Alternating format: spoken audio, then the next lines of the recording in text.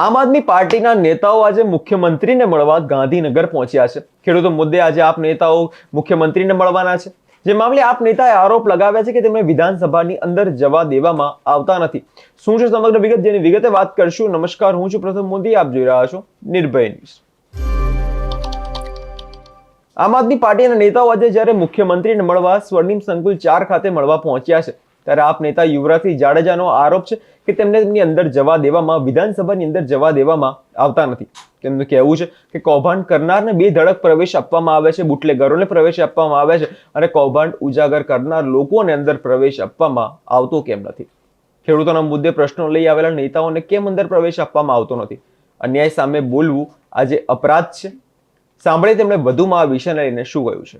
ભારતનો યુવરાજસિંહ જાડેજા આજે આ ઊભો છું લોકશાહીના પાવન મંદિર એટલે કે વિધાનસભા પાસે। વિધાનસભાનો ગેટ નંબર 4 છે અને આ જે ગેટ નંબર 4 છે ત્યાં અમે પ્રવેશ મેળવવાનો પ્રયત્ન કર્યો। વિધાનસભાની અંદર આજે ખેડૂતોના જે પ્રાણ પ્રશ્નો હતા, પ્રાણ પ્રશ્નોની ચર્ચા અમારે સીએમ સાથે કરવાની હતી, પરંતુ અમને એન્ટ્રી આપવામાં આવતી નથી અને કહેવામાં એવું આવે છે કે તમને બ્લેકલિસ્ટ કરેલા છે। અમે સામાન્ય નાગરિકની જેમ એન્ટ્રી લેવા માટે અમારે કહી શકાય જે પાસ સિસ્ટમ છે, પાસ સિસ્ટમ માટે પણ પ્રયત્ન કર્યો તો એ પણ એન્ટ્રી નો આપી। તેની સાથે સાથે અમે એ પણ પ્રયત્ન કર્યો કે ઉપરથી ફોન કરાવડાવીએ, એટલે કે ડેલિગેશન જે જવાનું છે, જેમાં આમ આદમી પાર્ટીના ધારાસભ્ય પણ છે, ગોપાલભાઈ ઇટાલિયા હોય, ચિત્રભાઈ વસાવા, હિમંતભાઈ હોય, એ બધા થકી ફોન પણ કરાવડાવ્યો, છતાં પણ જવા દેવામાં નથી આવતા। એટલે ભાઈ શા માટે જવા દેવામાં નથી આવતા? અમે જયારે પ્રશ્ન પૂછીએ છીએ ત્યારે એવું કહેવામાં આવે છે કે તમને બ્લેકલિસ્ટ કરેલા છે।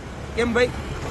અમે કઈ પાકિસ્તાનથી આવીએ છીએ અને આ વિધાનસભાની અંદર ભ્રષ્ટાચારી જઈ શકે, કૌભાંડીઓ જઈ શકે, બુટલેગરો જઈ શકે, બળાત્કારીઓ જઈ શકે, જમીન માફિયા હોય, ખનીજ માફિયા હોય, બધા જ જઈ શકે, અમે ન જઈ શકીએ। કેમ?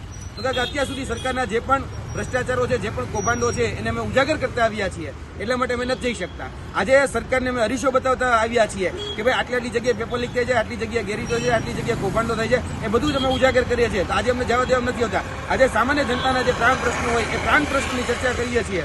જે ગરીબ, શોષિત, વંચિત વર્ગ છે એના જયારે પ્રાણ પ્રશ્નની ચર્ચા કરીએ છીએ તો અમને જવા દેવા નથી આવતા। એટલે આ ક્યાંનો ન્યાય છે? આજે જોવા જઈએ આ વિધાનસભા છે, જ્યાં સામાન્ય જનતાના પ્રશ્નોને, વેતના જે પણ પ્રશ્નો છે વાચા આપવાનું કામ કરવાનું હોય, ત્યાં અમને બ્લેકલિસ્ટ કરી દેવામાં આવે છે। અને આજે અમને જયારે ક્યારે રોકવામાં આવે છે ત્યારે અમને સ્પષ્ટપણે એવું લાગે છે કે આ ગૃહમંત્રીના ઇશારે અમને રોકવામાં આવી રહ્યા હોય, કારણ કે આજે આ પોલીસ એનો હાથો બની અને અમને કહી રહી છે કે તમને અંદર જવા દેવામાં નહીં આવે।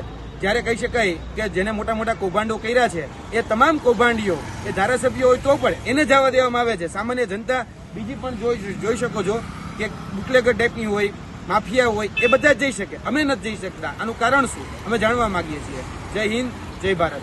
યુવરાજસિંહ જાડેજાનું કહેવું છે કે અમે બ્લેકલિસ્ટ કરી નાખવામાં આવે છે, છેલ્લા 4 વર્ષથી અમને બ્લેકલિસ્ટ કરી નાખવામાં આવે છે, કોઈ નોટિસ નહીં, કોઈ કારણ નહીં। પણ જો વ્યક્તિના પ્રશ્નોને લઈ વિધાનસભામાં ન જઈ શકાય તો આ કેવો ન્યાય છે? જો વ્યક્તિ પોતાના પ્રશ્નોને લઈને વિધાનસભાની અંદર જ ના જવા દેવામાં આવે તો તે પોતાની વાત કેવી રીતે રજૂ કરશે? જે વાત તેમના દ્વારા કરવામાં આવી છે, કારણ કે આપે સરકારનો એક અધિકાર છે કે આ લોકશાહીનો અંત છે, વિધાનસભામાં જવું તો દરેકનો અધિકાર છે। જેને લઈ યુવરાજસિંહ જાડેજા હવે ભડક્યા છે અને કહ્યું છે કે આ લોકશાહીનો અંત છે। આ વિષયને લઈને તમારો શું અભિપ્રાય છે તે કમેન્ટ કરી જરૂરથી જણાવજો। અમારી ચેનલ નિર્ભય ન્યૂઝને લાઇક, શેર અને સબસ્ક્રાઇબ કરવાનું ભૂલશો નહીં।